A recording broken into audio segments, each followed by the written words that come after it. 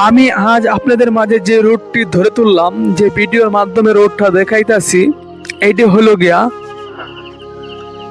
Kamalganj road, বেশিরভাগ Bhanugachh road বলে। শ্রীমঙ্গল থেকে ভানুগাছ রোডটা, যে এই রোডটা এত পরিমাণ জাম, পর্যটকে পুরো রোডটা ভরে গেছে গাড়িয়ে। দেখুন, কখনো এই রোডে এত জাম হয় না।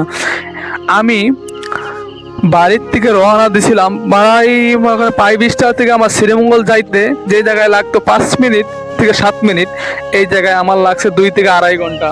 তারপরও আমি মোটরসাইকেলে যাওয়াতে আমি কিনার দিয়ে রোড দিয়ে না গিয়ে কিনার দিয়ে গিয়েছি, তাও আমার 2 থেকে 2.5 ঘন্টা লাগছে। এত পরিমাণ জাম এই রোডটা। দেখুন, সবাই ভিডিওটি প্রচুর পরিমাণ শেয়ার করে দিবেন। যারা দূর দূরান্ত থেকে শ্রীমঙ্গলে আসছেন, অবশ্যই শ্রীমঙ্গলের সৌন্দর্য উপভোগ করার জন্য অবশ্যই আপনারা আসবেন। দেখেন, শুধু এটা ঈদের দিন না, মনে হয় এরকম অবস্থা ঈদের 1 সপ্তাহ পর্যন্ত থাকবে শ্রীমঙ্গলে। সবাই ভিডিওটি একটু প্রচুর পরিমাণ শেয়ার করে দিবেন। যারা দেখছেন দূর দূরান্ত থেকে, এই সৌন্দর্যটা দেখার জন্য অবশ্যই আপনারা শ্রীমঙ্গল আসবেন। দেখুন, শ্রীমঙ্গল আমাদের একটি পর্যটক কেন্দ্র, দুটি পাশেই চা বাগান, মাঝখান দিয়ে এত সুন্দর রোড। যদি আপনারা না আসেন তাহলে বুঝতেই পারবেন না। সবাই ভিডিওটি একটু প্রচুর পরিমাণ শেয়ার করে দিবেন, যেমন দূর দূরান্তের মানুষগুলো আমাদের শ্রীমঙ্গলটা দেখার জন্য অবশ্যই আসে। দেখুন, এত পরিমাণ পর্যটক এর রোডে।